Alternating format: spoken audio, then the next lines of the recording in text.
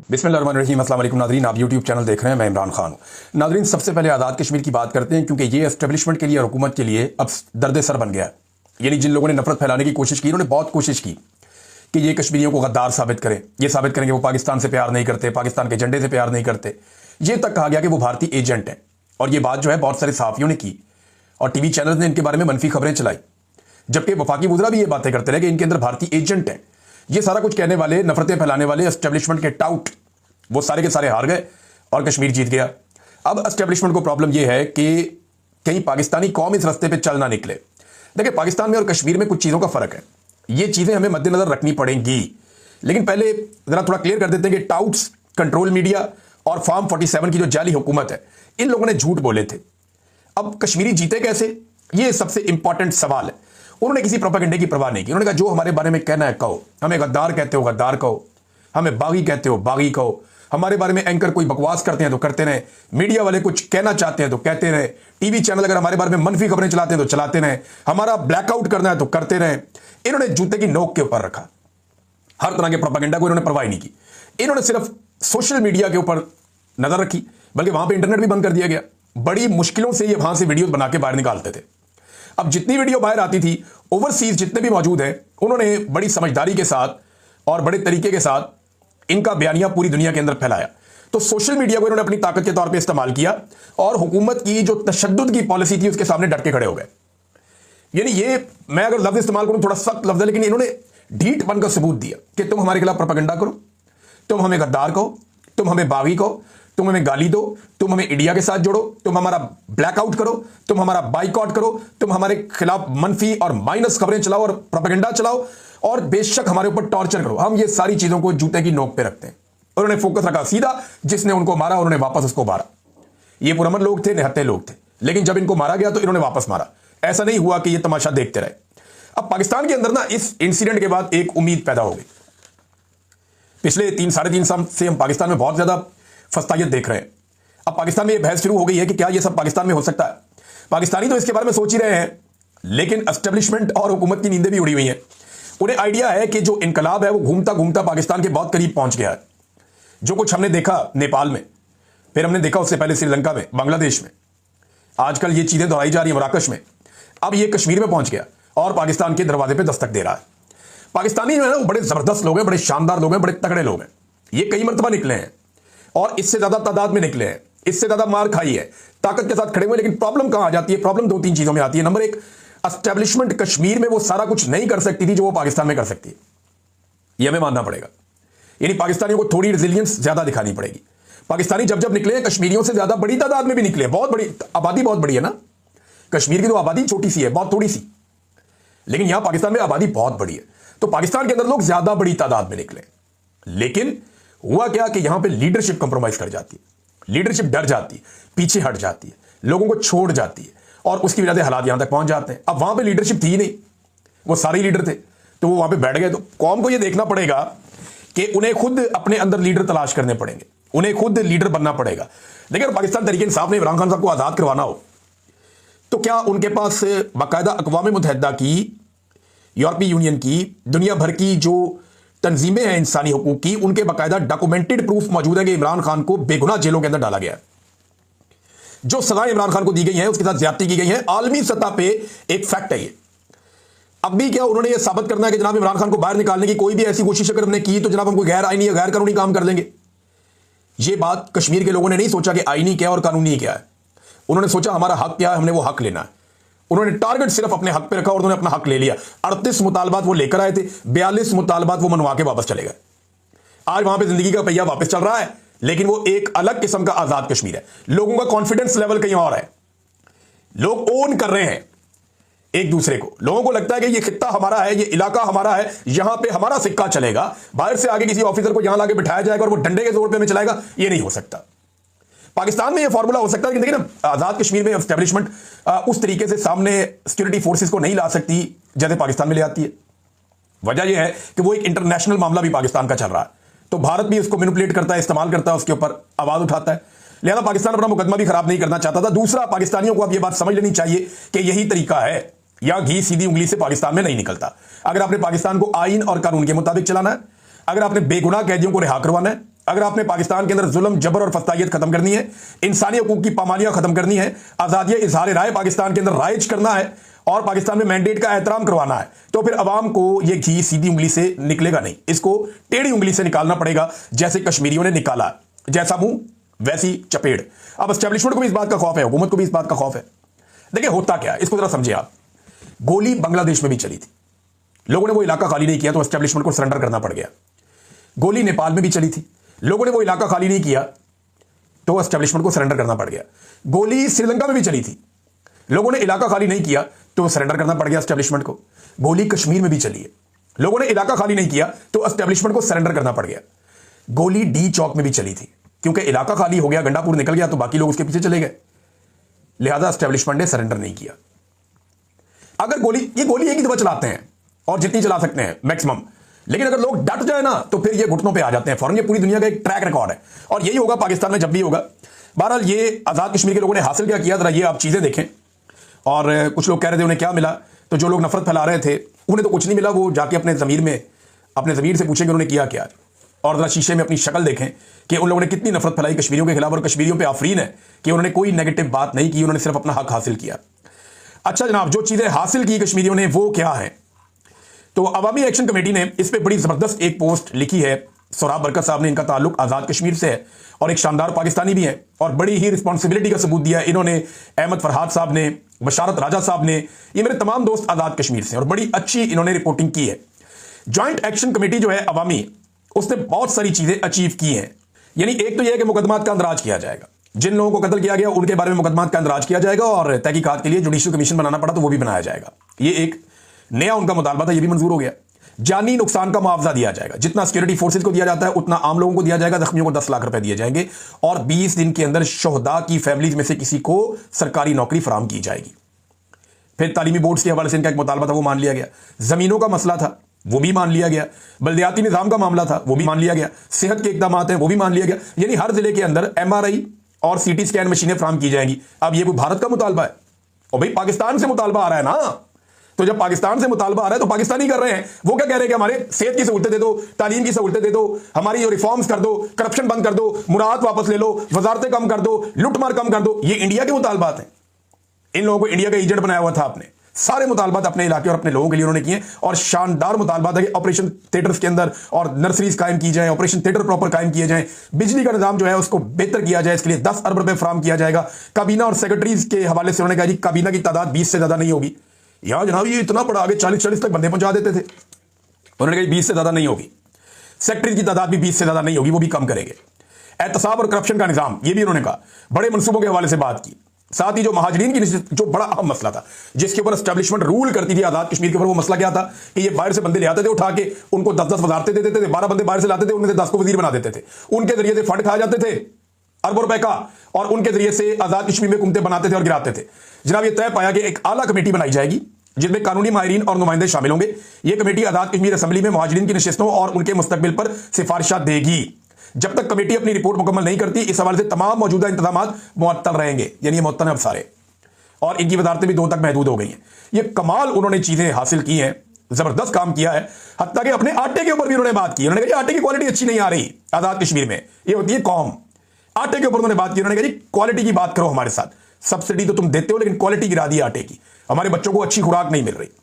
तो उसके ऊपर जनाब उन्होंने कहा कि 50% देसी गंदम शामिल की जाएगी, 50% इंपोर्टेड गंदम शामिल की जाएगी। यह भी इसके अंदर मुआहिदा हो गया।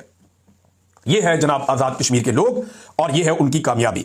नाज़रीन, अब आ जाए जरा फलस्तीन और इसराइल वाले मामले पे, जहां पे शहबाज शरीफ साहब ने इस मामले को जिस तरह मिस हैंडल किया है, इसकी माजी में कोई मिसाल नहीं मिलती।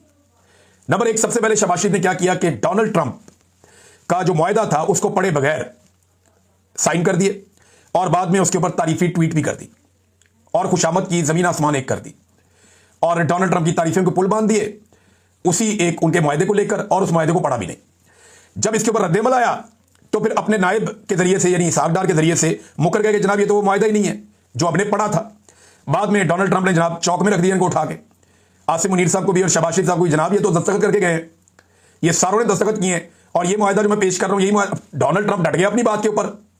अब बजाय कि शहबाज शरीफ साहब डोनाल्ड ट्रंप को जवाब देते, ये चुप करके बैठ गए। इन्होंने मुंह पे उंगली रख ली, इनकी जरूरत नहीं हुई वापस जवाब देने की।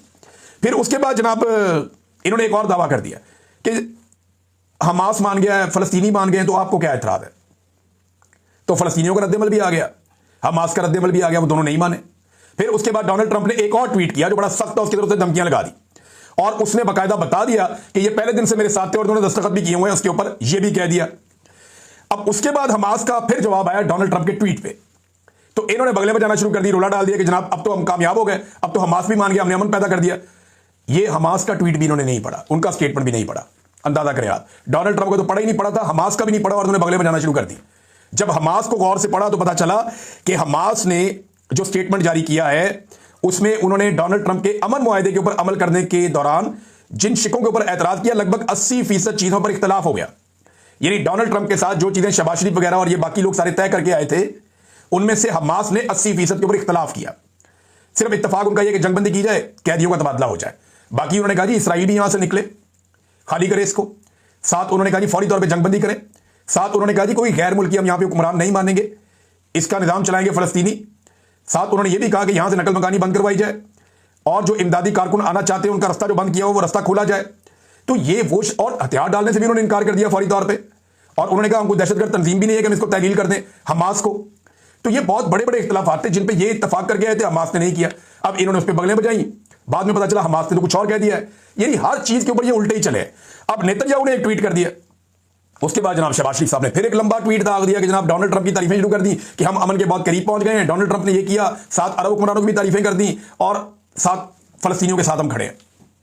वो नेतन्याहू ने फिर अपना ट्वीट डिलीट कर दिया और अब सूरत हाल ये है कि इसराइल लगातार हमले कर रहा है गाजा के ऊपर। जो आखिरी इत्तलात आई हैं तब तक तो वो हमले कर ही रहा है और अब उन्होंने हमलों के लिए जो है वो बमबारी के अलावा रिमोट कंट्रोल गाड़ियों को भी चंद इत्तलात के मुताबिक इस्तेमाल करना शुरू कर दिया है। यानी ऐसा लगता है कि शहबाज शरीफ साहब ने जिस तरीके से सारे मामले को हैंडल किया है कि कोई इज्जत नफ्स, कोई किरदार की पुख्तगी, या ऐसा लगता है ये हुकूमत जुए पे चल रही है। ना कोई किरदार है इनका, ना कोई इज्जत नफ्स है इनकी, ये एक जुए के ऊपर चल रहे हैं। अचानक खुश हो जाते हैं, कोई खबर आती है, छलांगे मारते हैं, दूसरी खबर आती है, सहम जाते हैं, चुप करके साइड पे होकर बैठ जाते हैं, इनकी चूं नहीं निकलती, बिल्कुल चुप हो जाते हैं।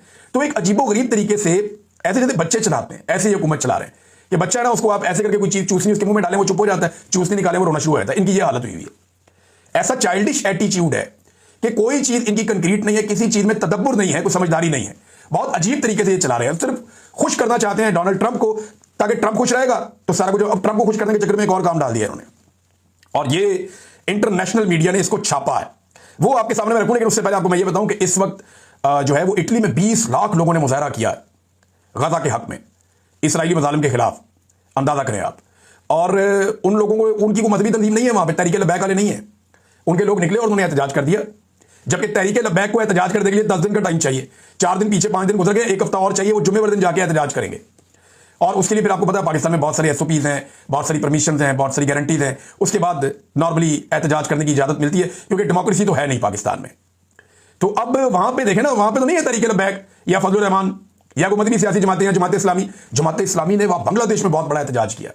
लेकिन पाकिस्तान में जमात इस्लामी के हालात क्या है वो तो हम सारे अच्छी तरह जानते हैं। अब नाजरीन आ जाए आप इस बात पे कि आसिम मुनीर साहब के मुशीरों ने एक काम किया है, क्योंकि खबर मुशीरों के हवाले से छपी है, तो मैं आपके सामने सबसे पहले रखता हूं कि फाइनेंशियल टाइम्स की एक रिपोर्ट आई। रिपोर्ट क्या कहती है कि पाकिस्तानी फौज के सरबराह फील्ड मार्शल आसिम मुनीर के मुशीरों ने अमरीकी हुकाम से बहरे अरब पर, यह बहरे अरब वो है जो कराची से लेकर गवादर तक आपका पूरा समंदर का एक इलाका है ना, ये आगे जाके इंडिया के साथ लगता है और इधर ईरान के साथ लगता है, इसको बहरे अरब कहते हैं। बहरे अरब पर एक बंदरगाह तामीर करने और उसको चलाने की पाकिस्तान ने पेशकश की। अमेरिका ने नहीं मांगी, पाकिस्तान ने पेशकश की कि आओ यहां पे तुम्हें एक बंदरगाह देते हैं। और ये किस लिए देते हैं जरा ये भी आप पढ़ लें। बरतानवी अखबार फाइनेंशियल टाइम्स के मुताबिक ये मनसूबा अमरीकी सरमायाकारों के जरिए बलूचिस्तान के जिला गवादर के कस्बे पसनी में एक टर्मिनल की तामीर और इसके जरिए पाकिस्तान के कीमती मादनियात यानी जो रेयर अर्थ मिनरल्स हैं उनको निकालने, उन तक रसाई, उससे मुताल्लिक है। पसनी एक साहिली शहर है, मैंने देखा वो बहुत खूबसूरत है, और माड़ा इसके पास है, पसनी है, साथ आगे गवादर आ जाता है। ये बड़ी खूबसूरत पट्टी है जो अफगानिस्तान और ईरान की सरहद के करीब वाक़ है। अच्छा जी, फील्ड मार्शल और शहबाज शरीफ साहब गुज़िश्ता महीने गए हुए थे सितंबर में व्हाइट हाउस में, डोनाल्ड ट्रंप से मिले थे और वज़ीर आज़म शहबाज शरीफ ने ज़राअत, टेक्नोलॉजी, कानकुनी और तवानाई के शोबों में अमरीकी सरमायाकारी की ख्वाहिश का इजहार किया था। अब ये पेशकश ये शेयर की गई और अब जो आसिम मुनीर के मुशीर हैं उन्होंने ये ऑफर कर दी है इस न्यूज़ के मुताबिक। और यह बताया गया कि जनाब इस तरीके से किया जाएगा। मंसूबे में अमेरिकी फौजी अड्डों के इस्तेमाल को खारिज इम्कान करार दिया गया है और इसके बजाय बंदरगाह को मादनी वसाइल से मालामाल मगरबी सूबों से जोड़ने के लिए रेल नेटवर्क की तरक्याती फंडिंग हासिल करने का हदफ रखा गया है। अब नाज़रीन, इसके ऊपर अभी तक अमेरिका ने कोई जवाब नहीं दिया, स्टेट डिपार्टमेंट ने या पाकिस्तान की वज़ारत ख़ारिजा ने कोई जवाब नहीं दिया। लेकिन अगर ये होता है तो ये क्या होता है, जरा इसके ऊपर आप गौर कर लें कि यहां से लगभग 70 मील दूर गवादर की बंदरगाह है जहां पे चाइना बैठा हुआ है, और लगभग 100 मील दूर जो है वो ईरान की चाबहार बंदरगाह है जहां ईरान बैठा हुआ है। अब इस जगह पे लाके आप जब अमेरिका को बिठाएंगे तो आप कौन सी खिचड़ी पकाने जा रहे हैं, ये आप क्या करने जा रहे हैं? रेयर अर्थ मिनरल्स हैं, पाकिस्तान की सरजमीन से निकलते हैं। अमेरिका को उसके लिए एक सेपरेट जोन फराम किया जा रहा है कि जनाब आपको कोई चेक नहीं करेगा, कोई पूछगछ नहीं होगी, आप माई बाप हैं, आप आए, जितनी आपको मादनियात चाहिए आप वहां से निकालें। जो बाहर दिखाई दे रहा है मुझे तो ये समझ आ रही है कि मादनियात आप वहां से निकालें, आपके कंटेनर आएंगे या आप पटरी बिछा लें, वहां से आप सीधी मादनियात पहुंचाएं, अपनी जाती बंदरगाह का एक टर्मिनल बनाएं, वहां से आप उठाएं, सारा कुछ जो दिल करता है वो आप लेकर वहां से जाए, आपको कोई नहीं पूछेगा। क्या कोई मुल्क इस तरीके से भी डील करता है कि पूरी की पूरी एक बंदरगाह ही ऑफर कर दी दूसरे मुल्क को कि आपने मादनियात लेकर जानी है, वो भी आप अपनी बना लें? इससे पहले गवादर बंदरगाह जो है वो हमारा एक जॉइंट वेंचर है चाइना के साथ। अब अमेरिकन जहां पे जाकर बैठते हैं ऐसे एरिया में, वो कितना कंट्रोल करते हैं आप अच्छी तरह जानते हैं। इसके ऊपर चाइना का रद्द अमल क्या आ सकता है, इसका भी आपको अंदाजा होना चाहिए, क्योंकि बिल्कुल साथ आगे जो है 70 नॉटिकल माइल्स के ऊपर चाइना की बंदरगाह गवादर, जिसके वो आपके साथ मिलकर काम कर रहा है, और उसके साथ आगे कौन है? चाबहार ईरान की है, जहां पे इंडिया और ईरान मिलकर काम कर रहे हैं। तो पाकिस्तान जो है वो एक अजीब तरीके से चीजों को मैनेज कर रहा है। ये आसिम मुनीर साहब का वैसे इनका ताल्लुक तो नहीं होना चाहिए इन चीजों से, लेकिन क्योंकि मईशत उन्होंने संभाली हुई है और ऐसी संभाली हुई है कि मईशत खड़ी नहीं हो पा रही, तो वो इस तरह के फैसले भी करते रहते हैं। ब्रीफ केस के अंदर वो मादनियात लेके गए भी थे अमेरिका, और ये जो तारीख के अंदर ये तस्वीर जो है ना, ये फौज का पीछा करती रहेगी। आसिम मुनीर साहब तो रिटायर हो जाएंगे, आज नहीं तो कल हो जाएंगे, लेकिन एक दिन ये चले जाएंगे। बाकी जर्नल भी चले गए हैं, देखे ना, कोई भी नहीं रहा, याया खान भी नहीं रहा, अयूब खान भी नहीं रहा, जनरल बाजवा भी नहीं रहा, जनरल कियानी भी नहीं रहा, जनरल राहील शरीफ भी नहीं रहा, उससे पहले जनरल मुशर्रफ भी नहीं रहा, वो कोई भी जर्नल रहता नहीं होता, ज़ियाउल भी नहीं रहा। तो ये जर्नल तो ये भी नहीं रहने, सबने रिटायर हो जाना, नौकरी है। तो जब जनरल साहब रिटायर हो जाएंगे तो ये तस्वीर है ना, ये फौज का पीछा करती रहेगी कि मादनियात लेके आर्मी चीफ गए थे एक ताजर की तरह, और वो दिखा रहे थे अमेरिकन प्रेसिडेंट को। ये तस्वीर कोई अच्छा तासुर नहीं बना रही। और इसी के ऊपर जब एतराज किया एम एल वली खान ने, तो PMLN ने एस्टैब्लिशमेंट के इशारों पे एम एल वली खान के ऊपर अटैक कर दिया। अब वहां पे एक अलग फड्डा पड़ा हुआ है। पीपल्स पार्टी और नून लीग की नूरा कुश्ती है, उसके ऊपर बात ही नहीं करनी, मेरे ख्याल करनी भी नहीं चाहिए, शायद कभी बात करनी पड़ जाए, लेकिन नूरा कुश्ती है। उन्हें यह बात पता चल गई है, जब वो PTI से लड़ते हैं तो आवाम सुनती ही नहीं है। उन्होंने आपस में लड़के देखो, शायद आवाम हमारे पे तवज्जो दे दे या आवाम हमारी बात सुन ले। वो बेचारे टॉक शोज के अंदर टीवी चैनल को फोन कर करके कहते हैं कि जनाब हमारी आपस की लड़ाई तो दिखा दें। टीवी चैनल्स को, टॉक शोज के अंदर जगह जगह पे वो राब्ते कर करके पीपल्स पार्टी और PMLN कह रहे हैं यार हम आपस में मुकाबला कर रहे हैं, लड़ रहे हैं, हमारी लड़ाई तो दिखा दें। लेकिन वो नूरा कुश्ती है, कोई संजीदा ले ही नहीं रहा उनकी लड़ाई को। भारत पाकिस्तान तहरीक इंसाफ ने एक बड़ा इंटरेस्टिंग डाटा जो है वो जारी किया है, और डाटा ये बता रहा है कि SIFC सरमायाकारी लाने में बुरी तरह नाकाम हो गई, जबकि गुज़िश्ता 3 सालों में पाकिस्तान से मल्टीनेशनल कंपनियों का तेजी से इनखला जारी है। 16 मल्टीनेशनल कंपनियों का उन्होंने लिखा है जो सन 2023, 2024 और 2025 में पाकिस्तान छोड़ के चली गई हैं। साल के अंदर 4 मल्टीनेशनल कंपनियां किसी मुल्क में आ जाए ना तो बड़ी कामयाबी होती है। तो इधर जनाब गुज़िश्ता 2-3 साल के अंदर 3 सालों में 16 कंपनियां पाकिस्तान को छोड़ के चली गई, और उस वक्त जब आर्मी चीफ ने बेड़ा उठाया हुआ मईशत का, SIFC जैसा इदारा बनाया हुआ है, कोई सरमायाकारी आ नहीं रही बल्कि पाकिस्तान से बाहर जा रही है। नाज़रीन, अब हम हर वीलॉग में आपको एक इंटरव्यू सुनवाया करेंगे गंडापुर साहब का, और उसकी वजह यह है कि बहुत बड़ा दावा उन्होंने किया था और यह सुनाना बहुत ज़रूरी है, चाहे कोई माइंड करे। ये हम आपको वीलॉग्स के अंदर वक्तन बवक्तन सुनाते रहा करेंगे। जो उन्होंने कहा था, 6 दिन बाकी रह गए हैं गंडापुर साहब के डेडलाइन में, उन्होंने क्या कहा था ये सुनिए। तो सुन लो, सब तारीफ कर दे, जो फिर